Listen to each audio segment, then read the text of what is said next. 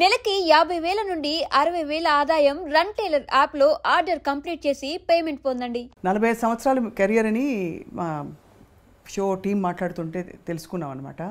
కానీ మీ గొంతుకి మాత్రం 25 ఏళ్ళు ఇంకా తక్కువ. ఏం లేదమ్మా, ఏజ్తో తెలుస్తుంది, కొంచెం నాకు తెలుస్తుంది కదా, నా శృతి రేంజ్ తగ్గిందని తెలుస్తుంది. అవునా? బట్ భగవంతుడి అనుగ్రహం అంతే. ఈ మధ్య ఏం పాటలు పాడారు? సినిమాల్లో ఎక్కువ సినిమాల్లో అసలు పాడట్లేదనే చెప్పాలి. బట్ ప్రైవేట్ ఆల్బమ్స్ వాటిల్లో పాడుతున్నాను. అన్నమాచార్య కీర్తనలు అవి ఈ మధ్యనే పాడడం జరిగింది కొన్నిటికి. ఏదో ఒకటి ఇటు డివోషనల్ కానీ లేకపోతే ప్రోగ్రామ్స్ కానీ అలా పాడుతూనే ఉన్నాను. ఎస్పి శైలజ గారి పాటలంటే లిస్ట్ ఆఫ్ టాప్ 30 సాంగ్స్ అవి ఎప్పటికీ గుర్తుండిపోయే మంచి మంచి పాటలు పాడారు మీరు. Thank you. సో అంటే అవి యాదృచ్ఛికమా అలాంటి పాటలు మీకు రావడం, మీరు పాడాక వాటికి ఆ బరువు వచ్చిందని? అట్లా ఏం లేదు మా, నిజంగానే యాదృచ్ఛికం అనే చెప్పాలి. ఎందుకంటే నేను ఫీల్డ్లోకి రావడమే యాదృచ్ఛికం. నేను అసలు ఒక సింగర్ని అవుతానని కానీ ఇంట్లో కూడా పెద్ద ఎక్స్పెక్టేషన్స్ ఎవరికీ లేవు. బట్ మా మదర్కి మటుకు ఉండేదన్నమాట. అంటే మిగతా సిస్టర్స్ అందరూ మ్యూజిక్ నేర్చుకున్నారు ఇంట్లో. అవును. సో అమ్మకి ఏంటంటే ఒక్క పిల్లైనా ఒక్క పాట పాడితే బాగుండే సినిమాలో అని. బట్ నాన్నగారేమో కొంచెం స్ట్రిక్ట్గా ఉండేవారు. ఆడపిల్లలు పెద్దక్కలందరూ నేర్చుకున్నారు మ్యూజిక్. అంటే పాడకూడదా, సినిమాల్లో పాడకూడదా? అంటే స్టేజ్ మీద పాడటం కానీ అవన్నీ లేదు. కావాలంటే ఏదైనా కీర్తనలో పాడుకోండి, ఇంట్లో పాడుకోండి, ఏదైనా ఆరాధనోత్సవాలు జరుగుతాయి త్యాగరాజ స్వామి అక్కడ పాడుకోండి, అంతే. ఆ లెవెల్లో ఆలోచించేవారు నాన్నగారు. అమ్మకేంటంటే అన్నయ్య పాడుతున్నారు కదా ఆల్రెడీ, ఒక్క అమ్మాయి ఒక్క పాట పాడితే చాలు నాకు అని ఆవిడ ఆశ. సో నా దగ్గరకు వచ్చేటప్పటికి ఏమైందంటే కొంచెం సడలింపు వచ్చింది. అంటే స్కూల్ ద్వారా వచ్చింది. స్కూల్లో కాంపిటీషన్స్లో పాడటం, ప్రైజులు రావటం. అవును. సో అమ్మ అది బాగా ఎంకరేజ్ చేసేవారు. అంటే కాంపిటీషన్స్ వరకు నాన్న ఒప్పుకునేవారు, కానీ ప్రోగ్రామ్స్కి వెళ్ళటం, స్టేజ్ మీద పాడటం ఒప్పుకునేవారు కాదు. నాన్నగారికి తెలియకుండా పంపించేవారు అమ్మ. నేను కూడా అది పెద్ద సీరియస్గా తీసుకోలేదు. ఏదో పాడుతున్నాను తెలుసు, పాటలు నేర్చుకోవడం ఇష్టం. పెద్ద మనకి వెసులుబాటు కూడా ఉండేది కాదు. అంటే టేప్ రికార్డర్స్ అలా కాకుండా నేను రేడియోలో వినడం, అక్కయ్య దాన్ని నాకు చెప్పడం, రాసుకోవటం, అట్లా నేర్చుకున్నాను నేను. ఎలాంటి పాటలు అప్పుడు నేర్చుకునేవి?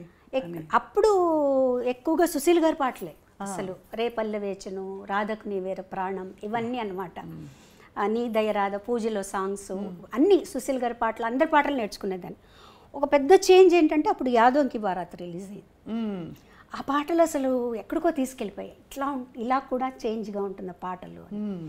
అంతే తప్పించి నేను సినిమాల్లో పాడాలి అనే ఉద్దేశం అయితే నాకు లేదు. అంటే అనుకున్నా మహా అయితే ఒక పాట పాడతానేమో, అంతే. చదువు మీద, కాంపిటీషన్స్ మీద, వీటి మీదే జాస్ ఉండేదన్నమాట. తర్వాత స్పోర్ట్స్లో ఉండేదాన్ని నేను. నేను ఖోఖోలో స్టేట్ సెలెక్ట్ అయ్యాను అనమాట. సో వాటి మీద ఇంట్రెస్ట్ ఉండేది. అవి ఎప్పుడు ఆంక్షలు లేవా ఆడపిల్లలు స్పోర్ట్స్ ఆడడం ఏంటి? అది కూడా అంటే మాది ఆడపిల్లల స్కూలే కదండి. ఓన్లీ అబ్బాయిలతో ఏం లేదు, అమ్మాయిలతోనే, ఆడపిల్లల స్కూల్స్తోనే కాంపిటీషన్స్ ఉండేవి. అందుకని నాన్నగారు దానికి ఏమనేవారు కాదు. సెలెక్షన్స్ అప్పుడు మటుకు కొంచెం భయపడ్డారు. ఏలూరులో సెలెక్షన్స్ అయింది, స్టేట్ సెలెక్షన్స్. అప్పుడు ఎలా పంపించాలి అని టీచర్లు అందరూ వచ్చి పర్వాలేదు మేము తీసుకెళ్తామని చెప్పి జాగ్రత్తగా తీసుకెళ్లారు. మా కజిన్స్ ఉన్నారు ఏలూరులో, అక్కడే ఉండాలి అని అన్నీ చెప్పి మొత్తానికి సెలెక్ట్ అయ్యాను నేను. ఆంధ్ర నుంచి నేను ఒక్కదాన్ని స్టేట్ సెలెక్షన్లో నెల్లూరు డిస్ట్రిక్ట్ నుంచి నేను సెలెక్ట్ అయ్యాను అనమాట. అంత ఖోఖోకి. సరే అప్పుడు యాక్చువల్గా ఇంకా నేను నేషనల్ సెలెక్షన్కి వెళ్ళాలి. సో అదే టైంకి నాకు ఫస్ట్ పాట పాడే ఛాన్స్ వచ్చింది. ఆట కాదు పాట దీంట్లోకి వచ్చాను అనమాట. అట్లా జరిగింది. అది కూడా నేను ఒక్క పాట పాడతానే అనుకున్నా. మళ్ళీ వెనక్కి వచ్చేస్తాను, 9th స్టాండర్డ్ ఫినిష్ చేయాలి, 10th చదవాలి, చదువుకోవాలి అనే ధ్యాస, ఆటల మీద ధ్యాస ఎక్కువ ఉండేది. అలా వచ్చిన దాన్ని ఇక్కడ స్థిరపడిపోయాను. అప్పట్లో మీరు పాడుతున్నప్పుడు అన్నయ్య మీ పాట విని ఎలా స్పందించేవారు? కరెక్ట్ చేసేవారా? నాన్నగారు కరెక్ట్ చేసేవారా మీ పాటని? గమకం ఇలా వనాలమ్మా, లేకపోతే ఇది ఇంకా ఈ శృతిలో ఇలా పాడాలని చెప్పి? కానీ నాన్నగారు పెద్దగా ఏ కరెక్షన్ అంటే అంతగా వినేవారు కాదు. అప్పట్లో ఏదన్నా వస్తే రేడియోలో రావటం, లేదంటే మేము రికార్డ్ చేసుకొని చెన్నై నుంచి నెల్లూరు వెళ్ళి నాన్నగారికి వినిపించడం మేము వెళ్ళినప్పుడు అలాగే జరిగేది అనమాట. సో అన్నయ్య మటుకు చెప్పేవారు. నేను పాడిన వేరే పాటలు కూడా విని ఎక్కువగా నాకు నా మీద సుశీల్ గారి ఇన్ఫ్లుయెన్స్ ఉండేది విపరీతంగా. ఆ స్పష్టత తెలుస్తుంది పలుకులో, చాలా ఉండేదన్నమాట. సో ఎప్పుడు నన్ను హెచ్చరిస్తూ ఉండేవారు అన్నయ్య, నువ్వు సుశీల్ గారి లాగా పాడావంటే మటుకు ఉండలేవు ఇండస్ట్రీలో, ఎందుకంటే ఆవిడ ఉన్నారు, ఆవిడ పాటలు పాడడానికి ఆవిడ పాటే నువ్వు పాడితే ఇంకెందుకు, నువ్వెందుకు, ఆవిడే ఉన్నారు కదా అని చెప్పేవారు. మొత్తానికి ఏమైందంటే తమిళ్లో పాడేటప్పటికి నా ఒరిజినల్ వాయిస్ నాకు తెలిసింది.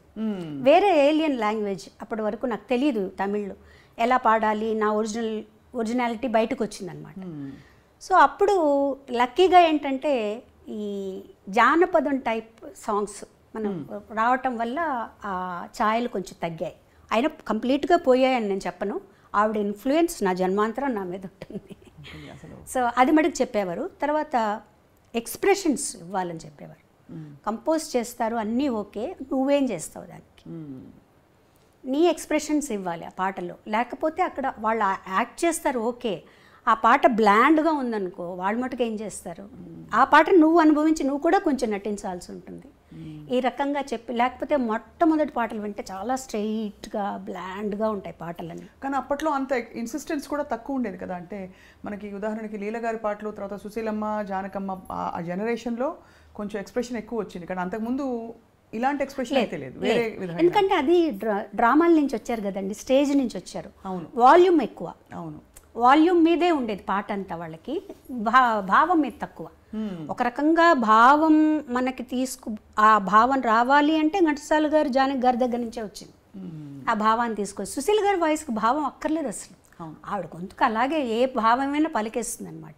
సో వాటి నుంచి నెమ్మదిగా దాటుకుంటూ ఎలా దాటుకోవాలి, మైక్ సెన్స్, మైక్ వాయిస్ని ఎంతలా ఉపయోగించుకోవాలి, మైక్ ముందు ఎలా పాడాలి, స్టేజ్లో మైక్ ముందు ఎలా పాడాలి, ఇవన్నీ వీళ్ళందరినీ చూసి నేర్చుకున్నాను. మీరు పాడే టైంకి కూడా ట్రాక్ సిస్టమ్ ఉండిందా, లేక కొంత నేను వచ్చిన కొత్తలో ట్రాక్స్ లేదండి, ట్రాక్ లేదు, లైవ్. అంటే సింగిల్ టేక్ ఆర్టిస్టులు అందరూ కలిసి వాయించడం అంతే.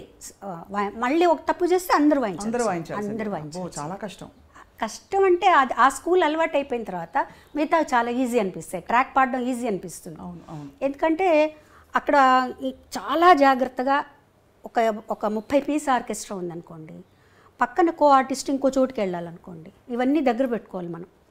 సో ఆ స్ట్రెస్ కూడా ఉంటుంది. అమ్మో నేను తప్పు చేస్తే అంత ఆగిపోతుంది, అన్నీ మొదటి నుంచి మొదలు పెట్టాలి అని చెప్పి చాలా జాగ్రత్తగా. బట్ మీరు బాగా గమనిస్తే వాటికి ఉండే ఏమంటారు ఆ క్లారిటీ, ఆ పాటల్లో ఉండే క్లారిటీ మీకు ట్రాక్ సిస్టమ్స్ అవన్నీ వచ్చేసాక అంత క్లారిటీ లేదు చూడండి. అవును, అది డెఫినెట్గా ఉంటుంది. తర్వాత పోటీ ఉంటుంది, పాడాలి, ఇంకా ఇంప్రూవ్ చేయాలి, పక్క వాళ్ళు ఏం పాడుతున్నారు, వాళ్ళు ఎలాంటి ఎక్స్ప్రెషన్స్ ఇస్తున్నారు, మనం ఎలాంటివి ఇవ్వాలి అనే పోటీ. మీరు వసంత గారు కలిసి పాడారు కదా అప్పుడు పాట, ఫస్ట్ సాంగ్ అదే, ఫస్ట్ సాంగ్ మీరు కలిసి. యాక్చువల్లీ మీరు హైదరాబాద్ వస్తే మళ్ళీ మిమ్మల్ని తిరిగి కాంపిటీషన్కి వచ్చాను హైదరాబాద్కి, all India some singers competition.